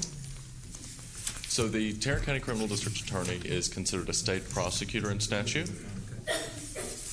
Current compensation consists of the following. So there's the state salary portion. This is the amount paid to the criminal district attorney by the state of $140,000. There's a state retirement supplement of $3659.96. So 2 or 3 sessions ago, the state increased the amount of the criminal district attorney's compensation or contribution to the retirement program.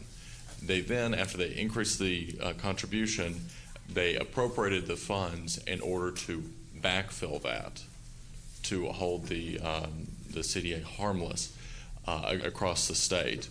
So that's for $3,659.96. Currently, the comptroller sends the county the money. Once it's confirmed by the auditor's office as having received that, it then goes on the next paycheck. But we do receive it before we give it, so we're passed through for those state funds. The county supplement is $61,908.34, and the car allowance of $78.84, with a total compensation of $213,452.30. Are there any questions because this is the base of how we're going to walk through the rest of it. Any questions regarding any of these issues? So the top 2 are state funded. The second 2 are county funded. Yes, sir. I will not be involved in discussion on this item.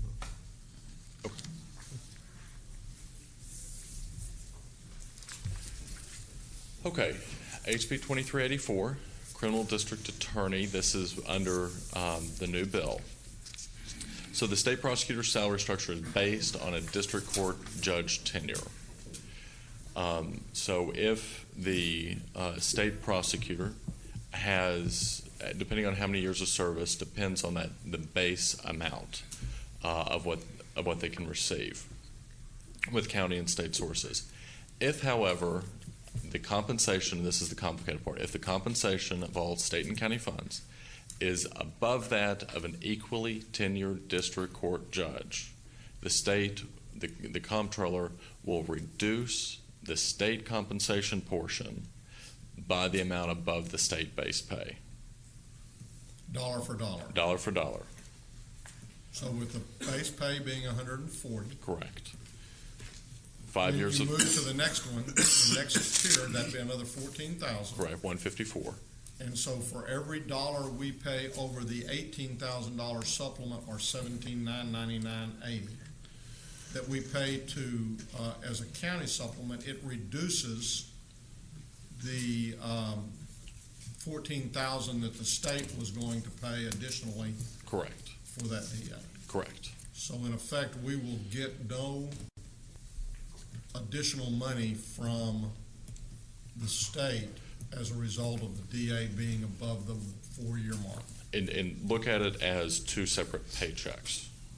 So the county paycheck and then the state paycheck. So, and we'll shift over. So this is criminal district attorney based on the current salary structure. Option A, which this is just the statutory minimum. So if the county is required to pay, statutorily required to pay the, as a minimum for the county supplement, the amount that's given to the district court judges. So that's the minimum. So the 18,000, and then the minimum salary of the state base, which would be the 154, which is 140 times 100, 140 times 110%, or the additional 14,000. So if you look at option B, if we kept this county supplement the same, you have the 154, and then the state would reduce the state contribution by the 14,000. The state retirement supplement was not appropriated in HB1 this session. We have spoken with the comptroller's office, and they are working through how to handle that moving forward. Can you reiterate what the timeline is on that, when, in terms of the comptroller's timeline? So the new budget will come into effect on September the 1st, so we'll hopefully find out sometime in August on what they're going to do. So the second one, or option B, is keeping the county supplement the same. That's just to show the effect of how the state and that netting out the 14,000, what that does. So if we increase the county supplement in order to, since we don't know what's going to happen regarding the state retirement supplement, one option would be to increase the county supplement by the $36.59.96 in order to hold steady or hold the compensation the same. So that's how you would get to the $213,452. And then if the 3% elected official increase on the county supplement portion was enacted, that is what option D looks like, which would be it's about an $1,800, $1,857 increase for that salary. So this is just trying to flesh out, kind of look at what the effects of this bill and the salary and how all this is structured, what those options I guess are. One of the things that we don't see here, option D, I mean, none of these show any kind of an increase. If I would have thought that if we took everything that the county's paying, or at least we took the 61 and multiplied it by 3%, is that the 65,568? So, no, that's not. No, sir. So the time, if you times the current county supplement, the 61,908 by the 3%, you get the 63,765, which is option D. Well, but I'd also want to put the 3659 in there. Then you would add options C and D. We're trying to break it out, trying to fit everything on a single slide is kind of complicated. It's not, yeah, and I'm just not interested in, you know, I'm hopeful that everybody's going to get a little bit of a raise, and I don't want to, I mean, certainly we've already said we don't want anybody taking less money. Correct. So that eliminates everything but option C. Yes, sir. And I would like to see, at a minimum in option C, there be a little bit more of an increase there. And again, this is something where I've talked a little bit with Sharon, and I think she's wanting us also to look at what other DAs are making, and you know, we just have to do that, and that's something I'd like for you to get to all the court members and make sure that we have what the total is right now that all the other DAs, or at least the, you know, top 6 or 7 counties. And But to keep her whole, we'd have to adopt option C, and to give her an increase of the 3%, we'd have to add this $1,857.25 from option D to option C. Or we could take I would just say, for sake of ease, if we took the 65, which we think is going to be the supplement, and took the 3% on that, I don't care which number, we're not talking about very much money. Okay, because we're just trying to break out to show the different levels, since this is very, very complicated and detailed. So that's trying to another one. understand. I don't think we're going to make any kind of decision today. Okay. Just for a couple of clarifications, historically, and I'll ask Budget this, when we have salaries where the county supplements, both in, you know, we have them with the judges, but also with the DA, that 3%, has it been only applied to the county supplement? County portion. Okay, so when we look at the 1857, you know, which is 3% of the 61.9, if you actually use the 65.5, because we don't know if the 3659 is coming from the state or not, but we would put that in, and that amount would be, it'll be just a little bit more, a little over 1,900. Well, it'd be $1,000 more than that. It would be 1967. Yeah.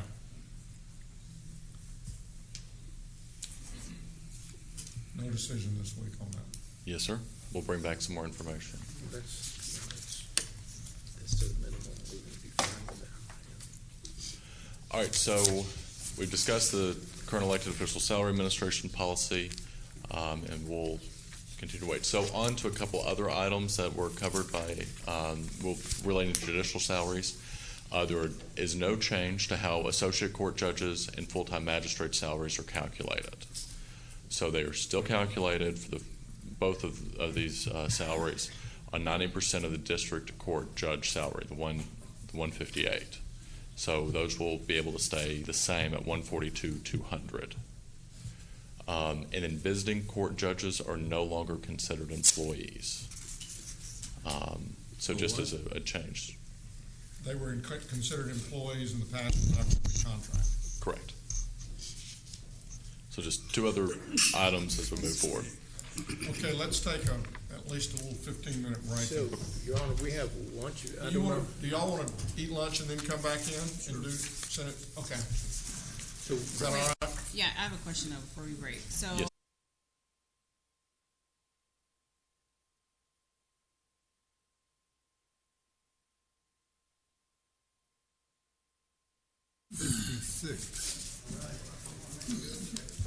Here's what I did.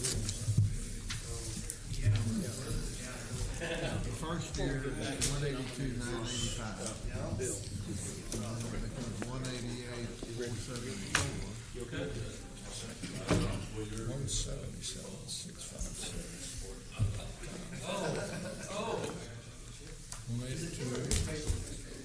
182,985. And then 188,474. And then 194,128. And those add up to $2,582.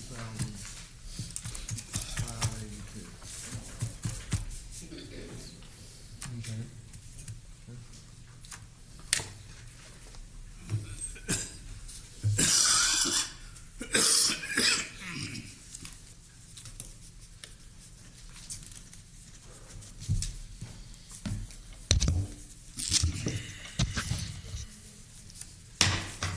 Having returned from our closed session, we will now continue. We don't have any We do thing to have.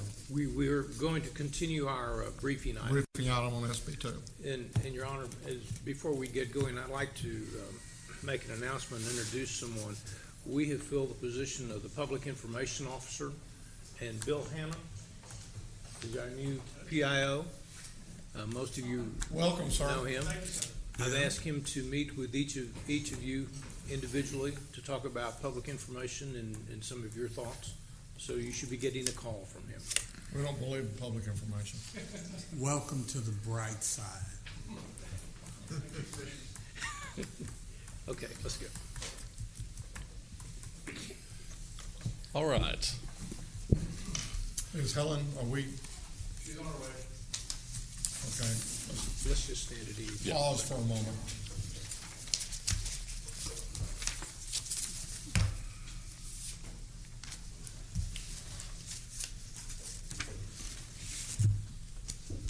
To the bill, sir?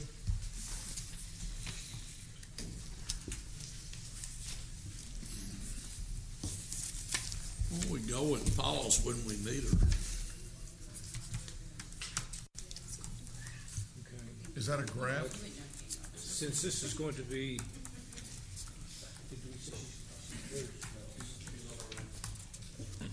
we just wait half a second, she'll be here.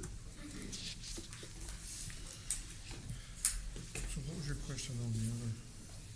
You're just still trying to get it all settled? Because for those of us who've been doing it for a few years. Okay. We can talk.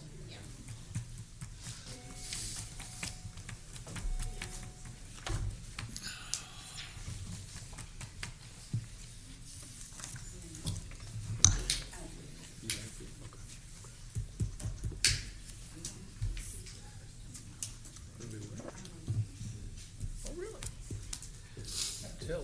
Tell Donald hi for me. All right.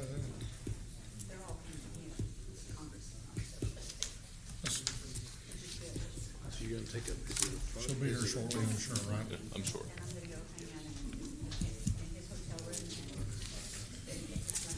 Good, excellent. No, we're not waiting for you.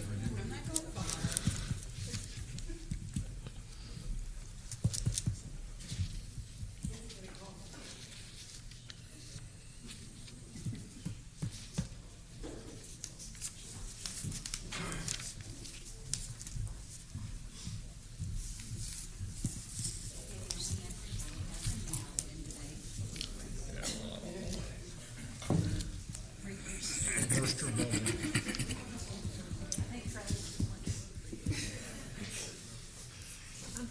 Okay. All right, so the second part of our briefing today over Senate Bill 2, which this is the Texas Property Tax Reform and Transparency Act of 2019. It went through a number of different iterations throughout the session, including the name. At one time it had relief in it, and they switched out reform for relief. So we're going to give today a high-level briefing to try to start working through and give you all a context to kind of process through as we look at this year's budget and start planning for the future. Like I said, this is more high level. We can, whatever questions y'all have, we'll do our best to answer. There's still a lot that's unknown about this bill, just as folks are working through it and processing through it. But like I said, try to do a high level briefing and see where we go from there. So some of the highlights of the bill, these are changes that you're going to see. The bill goes into effect. Its effective date is January 1 of 2020. So this budget cycle will not be impacted by SB2. Next budget cycle will be impacted by SB2. So first off, the comptroller. The comptroller is going to be creating a property tax administration advisory board in Austin that will work through best practices, identifying ways of bettering the system, and then pushing that information out to various entities across the state. What the heck does that mean, Russell? You either observe the cap or you don't. So this... Are there nuances? There are nuances. There are some significant nuances, as we'll get into regarding the cap, or the 3.5% cap. But regarding this Property Tax Administration Advisory Board, they're going to work on how to administer the property tax system better. They're going to continue to mess in our business. That's what it sounds like to me. So also coming to an appraisal review board near you will be a survey. The comptroller will be developing a survey, pushing out to the appraisal review boards. So if you go to appraisal review board, protest your property tax or your appraisal, you will receive a survey when you leave, and you then get to fill out that survey, submit it to the comptroller, and once a year they're going to come out with a report about customer satisfaction with the ARB process. Good luck. I'm not for sure how granular it's going to be, but it wouldn't surprise me. Bulletproof glass. So that's another item that's going to be coming through. Residential property owner free assistance information. So on the comptroller's website as well as the appraisal district's website, and this is appraisal district website for all 254 counties, they have to put on a page on the website entities that provide free assistance to property owners as they go through the appraisal process and protesting before the ARB. When you say residential property, do you mean homestead or do you mean any residential property? This is the language from the bill, the residential, but I believe they're referring to homestead residential. So, and then also the appraisal district has to begin notifying homeowners of any residential homestead exemption eligibility. So if you purchase a home, you're going to have to get a notice from the appraisal district saying you are eligible to meet for these type of residential homestead exemptions. Say that in some of the county judges that I've talked to around the state, the perception, their perception at least is there's a whole lot of people claiming homestead exemptions that are not eligible. You know, the owner may have passed away and the kids have the house, and so in my way of thinking, we need to be more focused. Or renting the house or doing something like that. So I think that, this may be one thing, but the other side of that coin is our appraisal district really needs to be on top of those people claiming that, because that could be a lot of money for us. And with this, having that eligibility notice be going out to a much wider swath of individuals, since they're going to be getting notices, that's going to be something that it's a potential impact for us budgetarily as we move forward. And then what I think is one of the most interesting parts of this bill is the chief appraiser is now able to do a certified estimate. So the chief appraiser must, by statute, give us a certified roll by July 25th. The SB2 now allows the chief appraiser to give us a certified estimate by July 25th if they can otherwise not make that deadline and give us a certified roll. So just an interesting change within the bill and the process. So this item is complicated, and I'm going to do my very best to not confuse everyone, including myself. So SB2 made a change to the last year's levy calculation.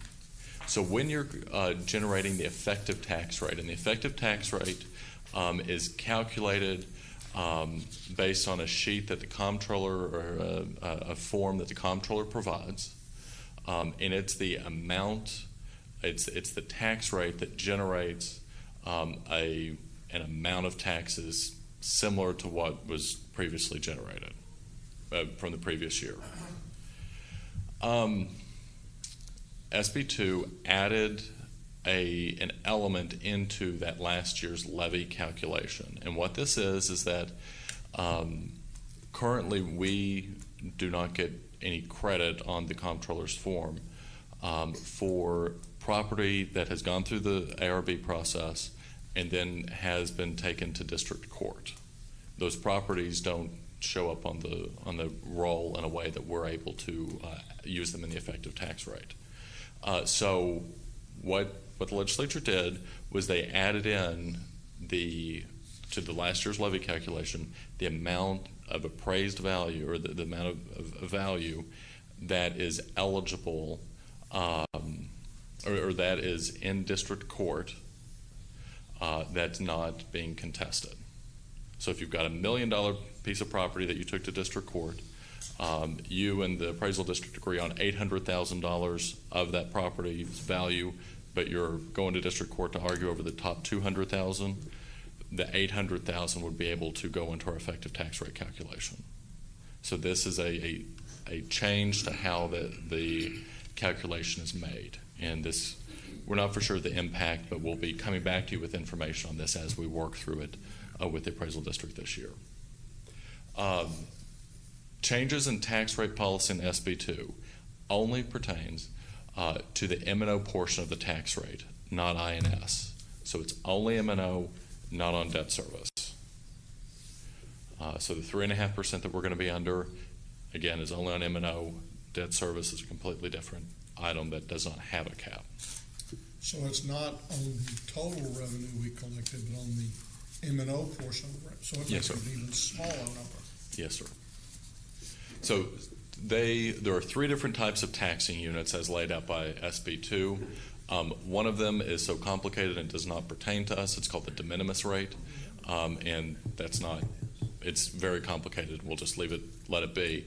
But there's special taxing units, and these are 8%. So they have the current cap and current system of 8%. Junior colleges, hospital districts, and taxing units, that's M&O rate is less than 2.5 cents. So they are able to maintain the 8% voter approval rate. Other larger taxing units like Tarrant County, City of Fort Worth, and most of the cities within Tarrant County are under 3.5% effective cap. So going through some of the formulas of SB2, just to kind of understand as we move forward, because this is important. So the effective tax rate, they changed the effective tax rate. During the legislative session, there was a lot of conversation about nobody knows what the effective tax rate means. Nobody knows what that means. So they changed it to the no new revenue rate, which the idea behind that is that the tax rates that's generated by this form from the comptroller will generate no new revenue, would generate no new revenue based on the previous year's taxes, even though that's a kinda. So the no new revenue rate includes the following adjustments, and our adjustments are items that go underneath the no new revenue rate. So these are the indigent healthcare expenses, which is currently in statute, the state mandated criminal justice expenses, which is currently in statute, and the new one, which is indigent defense expenses. Now, something that's interesting about the indigent defense expenses. So how this is supposed to work according to SB2 is that you take the previous year's, the county's previous year's expenses on indigent defense, you net out any grants from the state from that number, and then you look at the past year and do the same thing. And the difference between the two, if you spent more in the second year, you're able to put that in as the indigent defense expense. Grants from the state, formula grants? Formula grants. Formula grants. So the issue is that during this legislative session in HB1, the budget, or the appropriations bill, they upped the funding by $28 million in indigent defense. So we're now at $94.4 million in indigent defense appropriations. Well, what that means is that the first year that SB2 is going to be applicable to Tarrant County, the state grant portion will have increased, so we may not be able to take anything as far as the indigent defense expense. Did out of they that. appropriate the money? It was appropriated. So, which is good that they appropriated more, but it's still, it means that this is that this item will have a practical effect of nothing. So it's going to be this year's money over last year's money. 2020's budget revenue over 2019 budget revenue, or budget expenditures. Yes, yes. 2020 over to 2019. Yes. We might still get a little bit. So how do they calculate the indigent health care? So, indigent health care, We get nothing on that. we're unable to claim anything because we have a hospital district. So if you have a Hospital district, you're not able to claim anything under your indigent health care. And the other counties are supposed to spend a minimum of 8% of their budget. So does the hospital district get relief if they can deduct their indigent health care? I don't know the answer to that They're question. not in it anyway. What could affect what 8% is? Well, they're not. That's a gonna- question we probably need to do some more work on. I think I know 5 people who ain't gonna let that happen. Understand, I mean, it's just, we have sometimes the state gives us different definitions for the same word.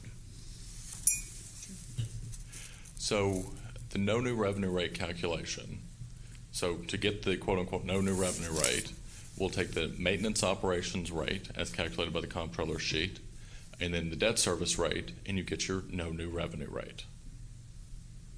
Can you repeat the formula for the explanation for the indigent defense expenses, the new part? Yes, it's the year-over-year increase in expenditures for indigent defense after state formula grants are netted out. Okay, there we go. Okay. It's a more succinct way of putting it. All right, so the no new revenue rate is important because the 3.5% is based on the no new revenue rate. So they changed another term. So the rollback rate, remember we used to talk about the rollback rate being 8% under SB2. It's the equivalent of 3.5%. They changed the name of the rollback rate to the voter approval tax rate. And it is voter approval tax rate, which is difficult to say. So it uses 3.5% rather than 8%. So you take your no new revenue M&O rate and you times it by 1.035, and that equals your voter approval M&O tax rate. And then you add in your debt service rate, and then you add in the prior year's unused increment rate. And I'll get to that on the next slide.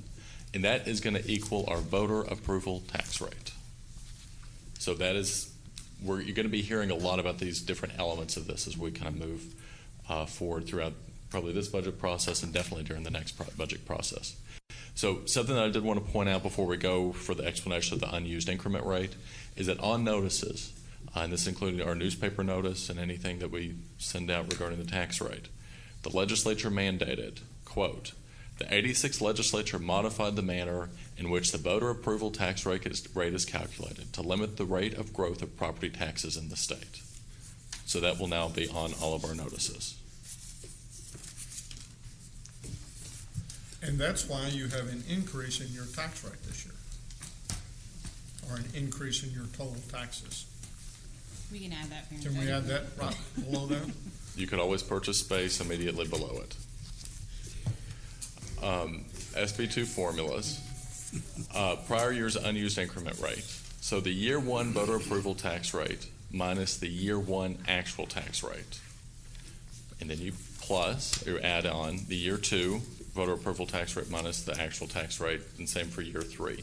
So the unused increment rate is for 3 years, has a 3-year shelf life, and then it drops off. So how this would work as an example. So in year one, so this will be for budget year or FY21, correct. Yeah, FY21. We don't have a prior year's unused increment, but we have 3.5% that we're able to take for a voter approval rate. So if y'all adopt a tax rate, say, or if an entity adopts a tax rate of 2.5%, so 3.5 minus 2.5, you get a 1% increment, unused increment. That is able to carry over into year 2, meaning that your total increment that you can take, the amount that the entity can totally take, is 4.5%. But if the entity only adopts 2.5%, you get an extra. You've got 2 left over, or 1 from the present year. You don't have growth in here anywhere. You mean new construction? Correct. The new construction aspect of it did not change from previous years.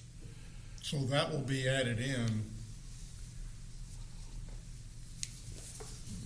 or it will be pulled. The new construction. It's eliminated from the calculation of the no new revenue rate, but it's included in the calculation of the voter approval rate.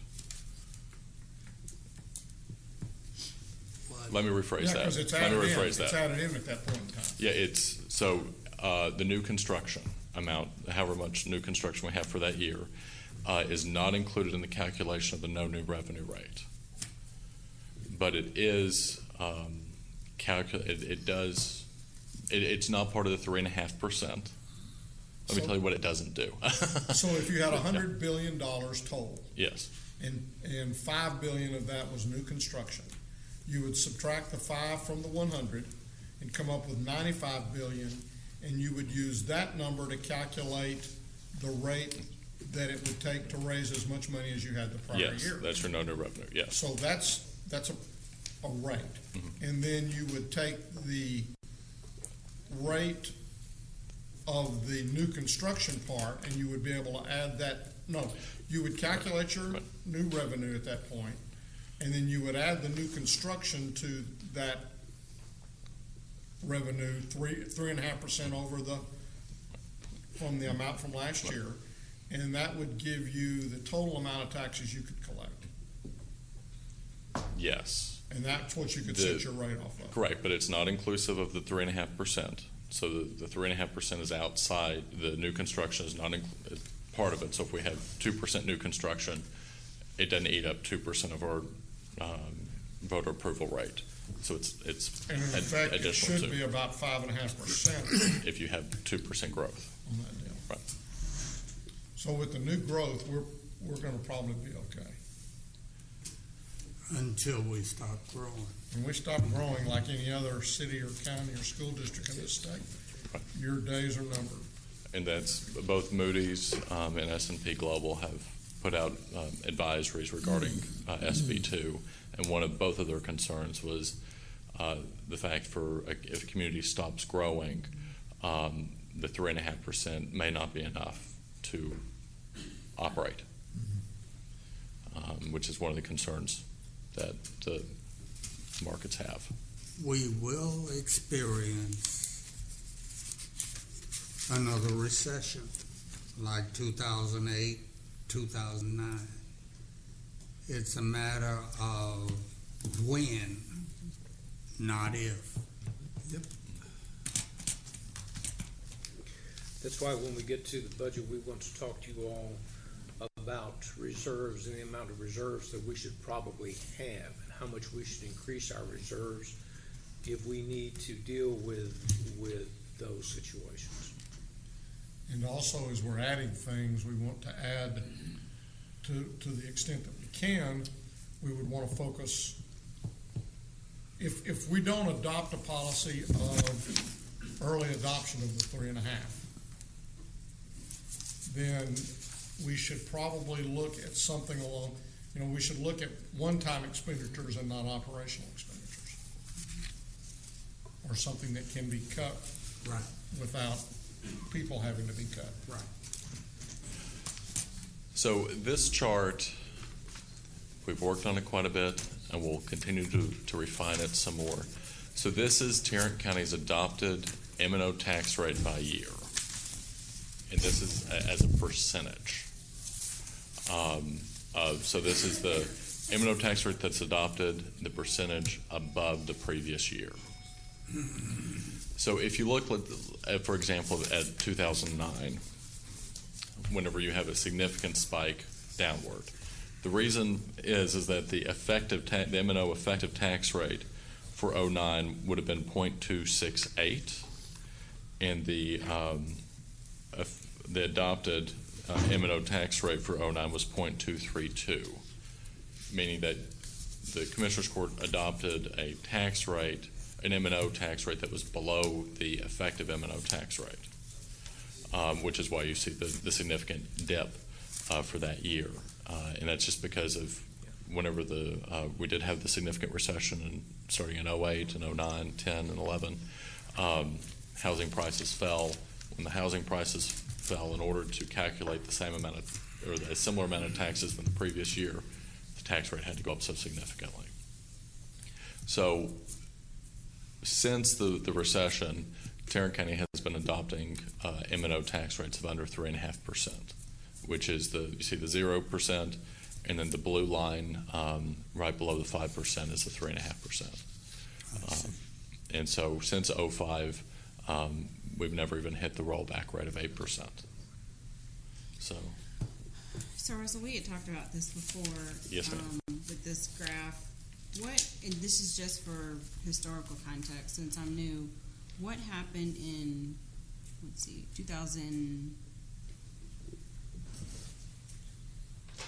2009? I'm sorry, you just addressed 2009. 2007, 2002, 1999. So this chart only goes back to 05 because I didn't have the answer to some of those questions. Okay. But the previous one that we had discussed, and we can work on finding some more of the historical elements of that. I'll come back to you with those answers. So then what happened in 2015? Since it's more, actually 2016. Yeah. In reality, what happened was that the appraisal district changed data systems. Okay.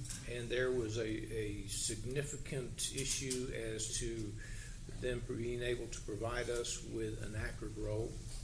And since we set the rate on the July 25th roll, there were some properties, significant amounts of properties, billions of dollars that were left off. And then they were recounted. And that's why that number came down. And I believe that, talking with Mr. Law at the appraisal district, they have now they believe they've solved their data issue. I know the county auditor was heavily involved in working with them also because the auditor is one who certifies revenues. And she wanted a good number, and it was very difficult to get it. That's what happened in 15. I think I now remember seeing that. Yeah. For what it's worth, Mr. Law said the other day that the way they now calculate some of their items, they went back to the way they were calculating it on their old mainframe system, which is the system that they've had for many years. And so, to me, that was as close as we'll ever get to the admission that there was an error and omission in the new system, and that certainly information that we received wasn't accurate because they acknowledged that they made adjustments and now calculated the way it had been calculated previously. And the tax department was very aggressive also to try to get us, between the auditor's office and the tax office, they tried very hard to get us the correct number. And had not been for those two entities, that line would have dipped significantly greater than it did there. So then just discussing about high-level items, and this is the last slide of the presentation, kind of opening up for discussion. Here are 4 potential policy questions just as we start to move forward towards implementation of SB2 for the Commissioners Court to discuss and to think about. So one that Mr. Manius already mentioned, Commissioners Court revisit its policy on reserves. I believe current Commissioner Court policy is 10% reserve. So that's something that needs to be revisited and looked at based on only being able to raise additional revenue by 3.5% for those times of slow economic growth and other issues. So how aggressive should Commissioners Court be in carrying forward unused increments on the tax rate? So Commissioners Court has up to 3.5 a year. You can carry over that whatever is the unused increment off that 3.5. How aggressive are you on carrying forward? How aggressive are you in looking at that unused increment and how it can be used? We're under a new system and a new way of understanding our property tax system and our revenue flows. Is it something that, as some communities have been discussing, just set it at the 3.5 per year, 3.5% a year, and just move on? Or do you do what other communities have talked about of trying to make sure you've got enough unused increments in case you do have a large capital expense or other large expenditures that you need? What's the policy going to be? How are y'all going to interact with that issue? Because that's within the current system, that's a big issue. An item that we're working on and trying to understand more of is the effects of tax abatement agreements on the tax rate. And by abating out taxes, what that means for the calculation of the M&O rate, the no new revenue and voter approval rate. So that's an issue that was very much discussed during the session, and we need to continue that discussion as to implementation. Did SB2 change how we handle tax abatement issues? No, it did not change how we handle the 312 tax abatements, and they did, through another bill, extend our ability to do tax abatements. But it's a matter of abating out certain amounts of the appraised value from these calculations and for an extended period of time. And then how to balance cash-funded initiatives versus debt-funded initiatives. This is something that's been coming up a lot in discussions regarding implementing this bill across Texas, is how do you balance those out? And I'm going to use a city example that's been thrown out a lot. If you're a mid-sized city and you need to buy a new fire truck, but it's a question of give your employees raises or buy a new fire truck. Those type of issues, are they going to be debt funded? Instead, some of those capital expenditures to be more debt funded rather than cash funded. Commissioners Court, Tarrant County Commissioners Court has been very assertive in using cash funded programs for capital. So I think it's going to be an interesting discussion and balance to see how this is implemented, not only in our community but in others. And that last item, the cash funded versus debt funded, was one of the items pointed out by both Moody's and S&P Global as discussing what that would mean. And so would love to know what other items that y'all think we need to be kind of working through in policy questions as we're looking to implement this bill. Would the lease of capital equipment be considered cash funded or debt funded?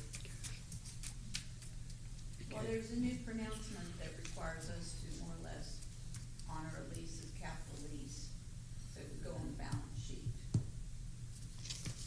Which means it would be treated like debt? But it won't, It may not be true for what you're doing, because you're not borrowing against it, so you're not paying it off as cash, but it will go in the financials.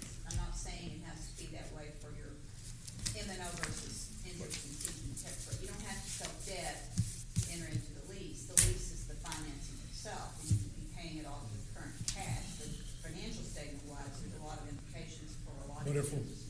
But if we're paying it off in cash out of the current year, and it's not voter approved, then that's going to pretty much throw it into the M&O. For the tax rate, yes. So the statements will be different, so we look at your financial statements. So there was a very significant conversation this session over whether or not to include COs as M&O or as under the M&O rate or the INS rate. They remained in the INS rate as part of debt service. But that was one item that there was a lot of discussion about this session of whether or not to force certificates of obligation, COs, under the M&O rate rather than allowing them to be in debt service. And for the last probably decade, we've paid all of our capital additions out of M&O. Non-debt capital. Non-debt.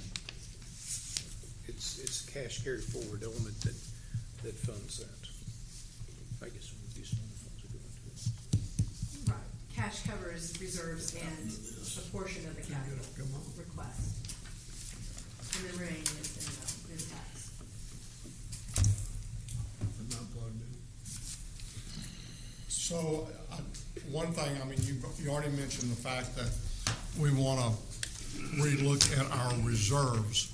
So we may come back, I think that's going to be something that we need to do fairly early in the process, and I know that we won't have an exact picture of what our cash carry forward is going to be, but we'll have at least some estimate of that. We'll have an estimate on August 5th. And Cash carry forward is one of those.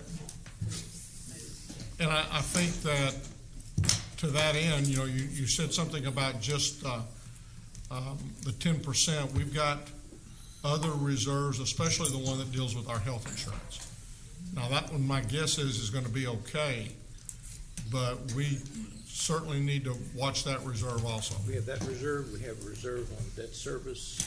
Workers' comp, debt service, health insurance, other property. Do we do the other, besides workers' comp?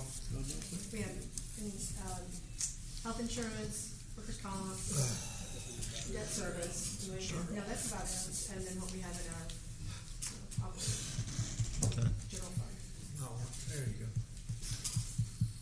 The thing that could, and I know we'll talk about this when we get into budget, but the thing that at least concerns staff is that we've always had an amount of money that came in as cash carry forward that funded non-debt capital.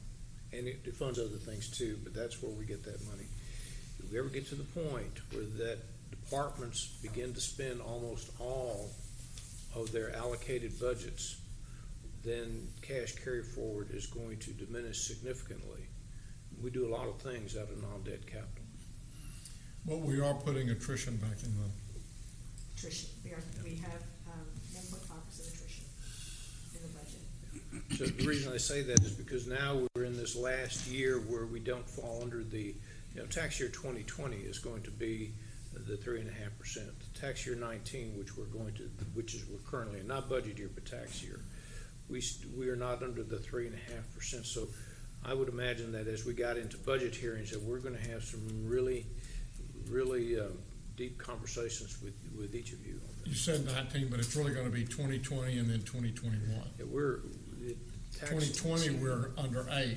2021 we go under 3.5. What it is, it's the difference between tax year and fiscal year. Tax year runs 1 year behind fiscal year. Okay.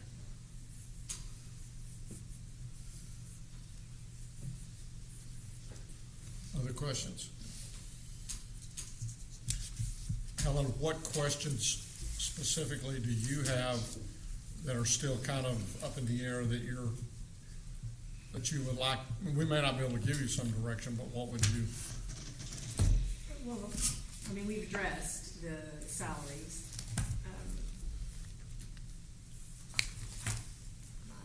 Do we want to, again, as I said before, I would like for us to look at the possibility of early adoption. And it's going to have to be it's going to be a broad estimate because there's still a lot out there that they haven't interpreted. We don't have the worksheets. Yeah, we don't have any of the worksheets yet. But I mean, we can do a very rough estimate at 3.5, and maybe what we do is we do the budget just as you've done it already, and as you are doing it, and then we get to the end and we say, okay, if we did a rough estimate at 3.5%, here's the money we have available, and then we have to decide whether we want to go as people come to us and ask us for more money. I mean, last year we approved how many new positions? 28. And out of how many requested? 70 something? This and year's 154. This year you had 154 requests, so more than doubled the requests. Good luck. And we have not met with law enforcement. With who? Law enforcement. Well, but we know law enforcement originally requested 40-something new positions. No, I'm talking about for salary. We have not met with them yet. Oh, yeah. So that We could have change. a tentative date set up for that, don't we? Well, and I'll say this about that. Once the 3.5% goes into play, right now what happens is every year we adjust the steps, or we have adjusted the steps. And it's been anywhere from a 3 to maybe 4%. And then in addition to that, they get the increase as a result of moving from one step to the next. Many counties have the step system, but they do not frequently adjust the step itself. They don't adjust the structure. They don't adjust the structure like we have done. And I'm afraid that as the 3.5% begins to take effect, we will not be able to adjust the structure of those steps. And Judge, I'm glad you mentioned that issue. So Section 119 of SB2 includes some guidance on this issue. Yeah, don't decrease law enforcement to get back at us. Correct. So it's only for the first year of implementation. So it will be the budget for us. It's FY21 budget. So it's the first year of implementation of SB2. But for that first year, we cannot decrease the compensation of a first responder. Someone that's considered a first responder. That decrease the overall compensation of a first responder in order to implement this bill. So, Even if we froze the steps, that would not decrease the amount of money they got paid. But just wanted to make sure everyone was aware that they That added was that the little Travis piece County in there. amendment. City of Austin City amendment. of Austin. Any other questions? All right, thank you all. Thanks, Russell. That's all we have at this time. Wonderful. With regards to some of the things, Russell, are you going to bring back, or are we going to put this on the agenda next week to talk about, even though we determined that what we were going to do with the county courts was not going to impact this year's budget, do we want to go ahead and get that decision out of the way so that as they start writing their policy? I will not be present next week. Okay, well then let's not. Y'all do what you want. Let's not do it. We'll wait until we get further along in the deal. It's not something that's critical to the budget. We also did not determine what we were going to do with the criminal district attorney. No, we've still got to work on that one too. If it's okay with Mr. Manny, give us a couple weeks to do a little bit of salary survey, as we discussed, for the CDA salary, and work through a couple different items on that. So maybe a couple weeks we can bring that issue back. The court has gone a long way today giving direction to staff. Okay. There being no further business, we stand adjourned.